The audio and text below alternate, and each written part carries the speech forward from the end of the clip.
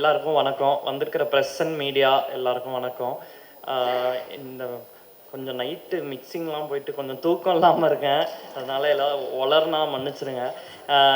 என்னென்னா இந்த படத்தை பொறுத்த வரைக்கும் ஒரு முக்கியமாக 2 பேர்னால தான் இந்த படம் நடந்தது. 2 பில்லர்ஸ்ன்னு சொல்லுவேன். அவங்க 2 பேரை பற்றி மெயினாக பேசணுன்னு நினைக்கிறேன். ஃபஸ்ட்டு வந்து மணிகண்டன். ஏன்னா அவருக்கு வந்துட்டு 2019 நான் இந்த ஸ்கிரிப்ட், அதாவது அவர் எனக்கு யாருன்னே தெரியாது அந்த சமயத்தில். யார்கிட்டையோ நம்பர் வாங்கி நான் ஃபோன் பண்ணி இந்த மாதிரி நான் பேசுகிறேன், என்கிட்ட ஒரு ஸ்கிரிப்ட் இருக்குது, நீங்கள் பண்ணுறீங்களா அப்படின்னா, வாங்க கிளம்பி வாங்க, சாயங்காலம் இந்த ஃபோரம் வாங்க பார்க்கலாம் அப்படின்ட்டு. என்ன ஒரு வாங்கன்ட்டாரு திடீர்னு அப்படின்னு சொல்லிட்டு சரின்ட்டு கிளம்பி போனேன். போயிட்டு ஈவினிங் மீட் பண்ணிட்டு அந்த ஃபஸ்ட்டு மீட்டிங்லேயே எனக்கு பயங்கர கம்ஃபர்டபுளாகிருச்சு. அண்டு எப்படி சொல்கிறது, நம்ம ரொம்ப பழகி நம்ம தாட்ஸ் எல்லாம் ஏற்கனவே ஷேர் பண்ண ஒரு ஃப்ரெண்ட் இருப்பாங்கள்ல, அவங்க கூட பேசுகிற அளவுக்கு ஒரு கம்ஃபர்டபுளான ஒரு கான்வர்சேஷனாக இருந்தது. அதுக்கப்புறம் ஸ்கிரிப்டு கொடுத்துருந்தேன். எனக்கு ஏன்னா நரேட் பண்ண வராது, நான் ரொம்ப பேடாக நரேட் பண்ணுவேன்னு சொல்லிட்டு ஸ்கிரிப்டு கொடுத்துட்டேன். ஸ்கிரிப்டு அன்னைக்கு நைட்டு படிச்சுட்டு அடுத்த நாள் எனக்கு கால் பண்ணி பயங்கர எக்ஸைட்டடாக பேசி ஸ்கிரிப்டில் இருக்கிற ஒரு எப்படி சொல்கிறது, சின்ன சின்ன சின்ன விஷயங்களை வந்து பயங்கர அழகாக புரிஞ்சுக்கிட்டு அதை பற்றி பேசி அவ்வளோ பியூட்டிஃபுல்லான ஒரு கான்வர்சேஷன் இருந்துச்சு. அண்டு எனக்குமே ஸ்கிரிப்ட் எழுதி முடித்ததுக்கப்புறம் வந்த முதல் முகம் அவரோட தான். அவரை தான் நான் அப்ரோச் பண்ணேன். அவரை வச்சு இன்றைக்கி இந்த படமும் நடந்து பிக் ஸ்க்ரீனுக்கு வரப்போகுது அப்படிங்கிறது வந்து எனக்கு பயங்கர சந்தோஷமாக இருக்குது. அது ரொம்ப லக்கியாகவும் ஃபீல் பண்ணுறேன். அண்டு இன்னொரு பெரிய பில்லர் இந்த படம் நடக்கிறதுக்கு வந்து யுவராஜ்னு சொல்லுவேன். ஏன்னா and like of course Mahesh bro, $1 million and MRP entertainments 2 பேருமே. ஃபஸ்ட்டு வந்துட்டு நிறைய ப்ரொடக்ஷன் அப்ரோச் பண்ணியிருக்கோம், எல்லாமே பேசிகிட்டு இருக்கோம், நிறைய இடத்துல டாக்ஸாக இந்த கதை போயிட்டு இருந்திருக்கு.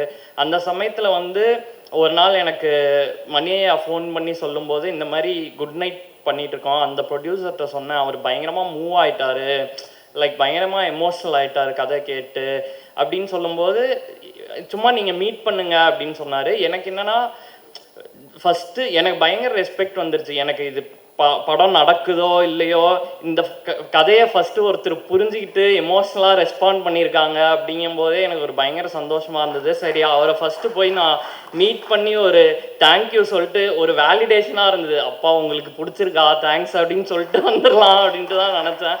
பட் அவர் வந்துட்டு பயங்கரமாக like through out the process ரொம்ப எனக்கு பயங்கர லேர்னிங் இருந்தது அவரோட ஒர்க் பண்ணும்போது. ஏன்னா நான் வந்து பெருசாக படம் ஒர்க் பண்ணி யார்கிட்டையும் அசிஸ்டண்ட்டாக இருந்து வரல. நான் இங்கே மெயின் ஸ்ட்ரீமாக ஒரு படம் பண்ண வரும்போதும் அதில் இருக்கிற சிக்கல்கள், அதில் இருக்கிற சேலஞ்சஸ்ஸு, இதெல்லாம் என்ன, இது ரியாலிட்டி என்னவா இருக்குது, இது எல்லாமே புரிஞ்சுக்கிறதுக்கு எனக்கு யுவராஜ் கூட ஒர்க் பண்ணது ஒரு பெரிய லேர்னிங்காக இருந்தது. So thank you so much for that. அதுக்கப்புறம் என்னுடைய டீமை பற்றி சொல்லணும். முக்கியமாக அதான் என் டைரக்ஷன் டீமை பற்றி எல்லாருமே சொல்கிறாங்க. ஸோ பாய்ஸ் வந்து மதன், கார்த்தி, சுகன், பிரமோத், விஷால். ஸ்டேஜில் மட்டும் ஒரே ஒரு செகண்ட் கூப்பிட்டுக்கிறேன்.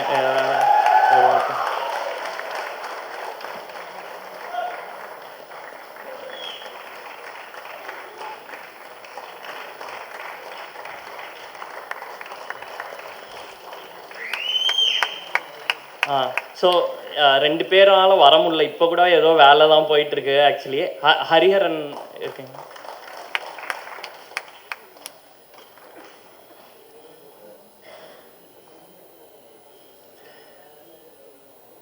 ஸோ இவங்க இல்லைன்னா இந்த படத்தை என்னால் இவ்வளோ எஃபெக்டிவாக இவ்வளோ சூப்பராக பண்ணியிருக்க முடியாதுன்னு நினைக்கிறேன். ஏன்னா எல்லாமே இந்த படத்துக்கு என்ன தேவைங்கிறத பயங்கரமாக புரிஞ்சுக்கிட்டு எல்லாருமே சூப்பராக அவங்க படமாக எடுத்துக்கிட்டு ஓன் பண்ணிட்டு கான்ட்ரிபியூட் பண்ணியிருக்காங்க. ஸோ எல்லாருக்குமே நான் ரொம்ப ரொம்ப தேங்க்ஸ் சொல்லிக்கிறேன் இந்த நேரத்தில். அண்டு டெக்னீஷியன்ஸ் வரும்போது ஸ்ரேயாஸ் நான் பற்றி சொல்லணும். ஏன்னா லைக் ஃபஸ்ட்டு ஸ்கிரிப்டுக்கு கொடுக்கும்போது அவர் ஏற்கனவே ஒரு படத்தில் ஒர்க் பண்ணிட்டுருந்தார், ஒரு சில கமிட்மெண்ட்ஸ் இருந்துச்சு. எனக்கு ஏன்னா முன்னாடியே அவரை தெரியும், அவரை பர்சனாக தெரியும், அவரோட ஒர்க் பண்ணால் பயங்கர சூப்பராக இருக்குன்ற ஒரு ஃபீலிங் வந்துருச்சு. ஸோ ஆனால் அவரோட அவைலபிலிட்டி, ஷெட்யூல்ஸு அதை பற்றி எனக்கு தெரில. ஆனால் சரி எனிவே ஸ்கிரிப்டு கொடுத்து பார்ப்போம் அப்படின்னு ஸ்கிரிப்டு கொடுக்கும்போது அவர் ஸ்கிரிப்ட் படிச்சுட்டு ஒரு 2 டேஸில் கால் பண்ணி பயங்கர எக்ஸைட் ஆகிட்டு பேசினார். அது எனக்கு ஒரு ஃபஸ்ட்டு பாயிண்ட்டு பயங்கர ஒரு வேலிடேஷனாக இருந்துச்சு. அண்டு அவரோட ஒர்க் பண்ண ப்ராசஸ் வந்து ப்ரில்லியண்ட்டாக இருந்துச்சு. எனக்கு எவ்ரிடே அது ஒரு பெரிய லேர்னிங்காக இருந்துச்சு. அண்டு ரொம்ப லைக் அவரோட புரிதல், அவருடைய சென்சிபிலிட்டி, அவரோட மெச்சூரிட்டி, ஹேண்டில் பண்ணுறது எல்லாமே இந்த படத்துக்கு பயங்கரமாக சப்போர்ட் பண்ணியிருக்குன்னு நினைக்கிறேன்.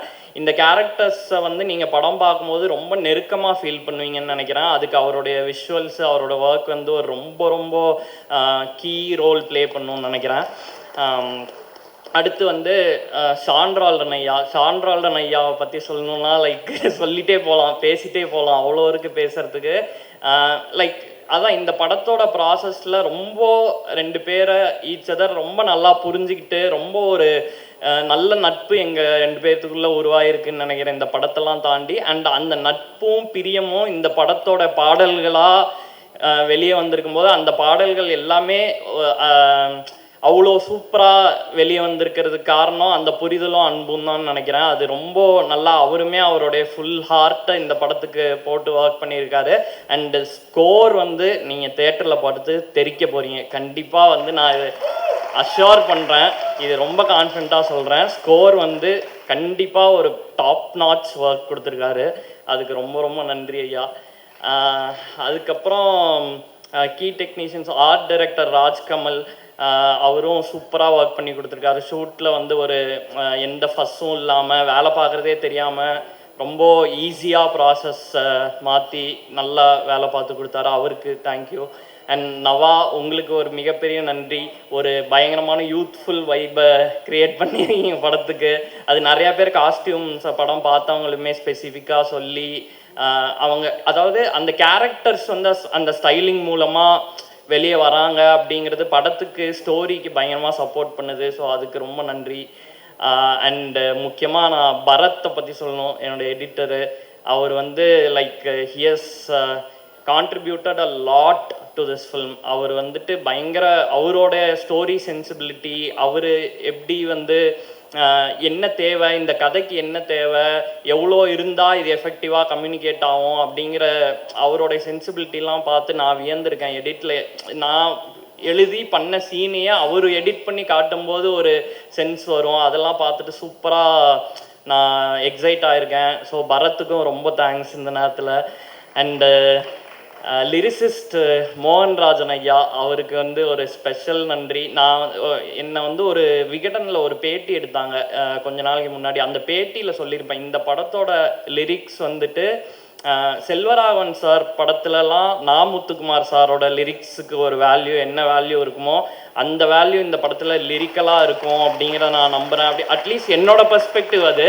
ஸோ அது நீங்களும் ஷேர் பண்ணிங்கன்னா சூப்பர். எனக்கு பர்சனலாக ரொம்ப ரொம்ப அவருடைய லிரிக்ஸ், அதுலேயும் உசுர உருவி அப்படின்னு சொல்லிட்டு ஒரு பாட்டு இருக்குது, அது இன்னும் ரிலீஸ் ஆகலை. அந்த பாட்டு வரும்போது லிரிக்கலாக பயங்கரமான ஒரு ஒர்க்காக நான் பார்க்குறேன் அந்த லிரிக்ஸை.